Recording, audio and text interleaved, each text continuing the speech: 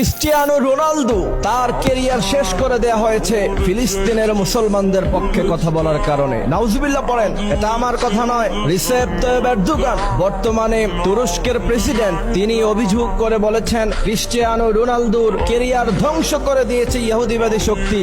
কারণ ছিল ফিলিস্তিনের মুসলমানদের পক্ষে তিনি কথা বলেছেন। পত্রপত্রিকায় নিউজ হয়েছে, অনলাইনে সোশ্যাল মিডিয়ায় আপনারা দেখবেন ক্রিস্টিয়ানো রোনালদো একজন খ্রিস্টান হওয়া সত্ত্বেও তার গায়ে রাসূল করিম সাল্লাল্লাহু আলাইহি সাল্লামের জুব্বা মুবারক, এবং আমি দেখলাম তিনি একটি খেলার মধ্যে অংশগ্রহণ করলেন, সেখানে ভালো গোল করার পরে তিনি সেজদায় লুটিয়ে পড়লেন। এটা মুসলমানদের চিত্র, এবং ক্রিস্টিয়ানো রোনালদো মুসলমানদেরকে অত্যন্ত ভালোবাসেন।